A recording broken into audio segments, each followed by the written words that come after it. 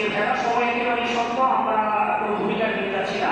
আলহামদুলিল্লাহ আমরা একটা সুন্দর একটা মসজিদে উপস্থিত হয়েছি। মহান আল্লাহ সুবহানাহু ওয়া তাআলা বলেন, ফি বুয়ুতিন আযিনাল্লাহু আন তুরফা ওয়া ইউযকারু ফিহা ইসমুহু ইউসাব্বিহু ফিহা বিল গুদুওয়ি ওয়াল আসাল। ফি বুয়ুতিন আযিনাল্লাহ, এই ঘর হচ্ছে যেখানে আল্লাহ সুবহানাহু ওয়া তাআলার নাম ডাকা হবে, এবং আল্লাহ সুবহানাহু ওয়া তাআলার নামসমূহকে উঁচু করা হবে সকাল সন্ধ্যা, তার প্রশংসা তার তাসবিহ বর্ণনা করা হবে। এই মসজিদে আমরা এসেছি, এই মসজিদটা সেজদার স্থান। এই মসজিদ হচ্ছে শিরককে নির্মূল করার, তাওহীদকে ঘুরে তোলার দুর্গ। রাসূল সাল্লাল্লাহু আলাইহি সাল্লাম বলেছেন, লা'নাল্লাহুল ইয়াহুদা ওয়ান নাসারা ইত্তাখাযু কুবুর আনবিয়াইহিম মাসাজিদ। আল্লাহ সুবহানাহু ওয়া তাআলা লানত করেছেন ইহুদি এবং খ্রিস্টানদের উপর, যেহেতু তারা তাদের নবীদের কবরগুলোকে মসজিদ তথা সেজদার স্থান বানিয়েছে।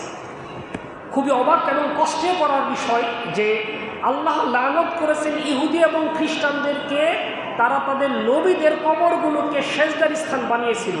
আর হতভাগ্য মুসলিম আমরা, নবীদের কথা তো দূরে থাক, সমাজের কিছু পাগল উলঙ্গ এমনকি মহিলাদের কবরগুলোকে আমরা সেজদার স্থান বানিয়ে ফেলেছি, নাউজুবিল্লাহি মিন যালিক। তো সেই শিরকের একেবারে নির্মূল করার সুদৃঢ় দুর্গই হচ্ছে আমাদের এই মসজিদগুলো। রাসূল সাল্লাল্লাহু আলাইহি সাল্লাম বলেছেন, মান বানা লিল্লাহি মাসজিদান বানাল্লাহু লাহু বাইতান ফিল জান্নাহ। যেই ব্যক্তি আল্লাহর জন্য, কার জন্য ভাই? জোরে বলেন, কার জন্য?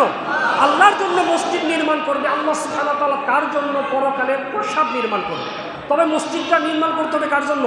আল্লাহর জন্য। কোনো লৌকিকতা, কোনো বরত্ব অথবা নাম ডাকের জন্য যেন আমরা এই মসজিদ নির্মাণ না করি।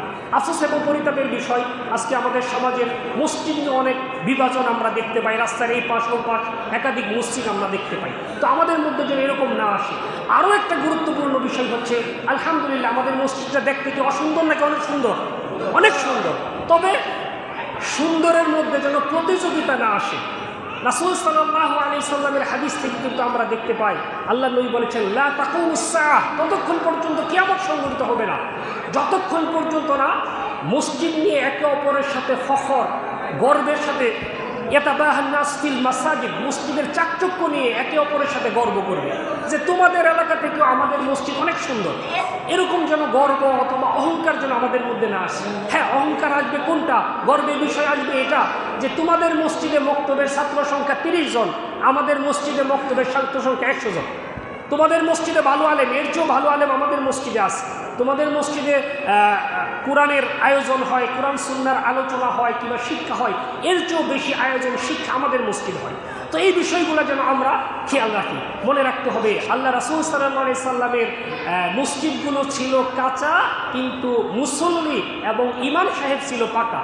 আর আমাদের মসজিদগুলো খুব সুন্দর হচ্ছে, কিন্তু আমাদের মুসল্লি, ইমাম সাহেব কিংবা দায়িত্বশীলদের আমরা অনেক অবনতি অথবা নিম্ন পর্যায়ে দেখতে পাই। আমরা যেন মসজিদের এই উন্নয়নের পাশাপাশি আমরাও যেন কুরআন সুন্নাহ ভিত্তিক নিজেদেরকে যেন গঠন করতে পারি। আল্লাহ সুবহানাহু ওয়া তাআলা আমাদেরকে সেই তালিকাভুক্ত করুন। ওমা তৌফিক ইল্লা বিল্লাহ। আসসালামু আলাইকুম।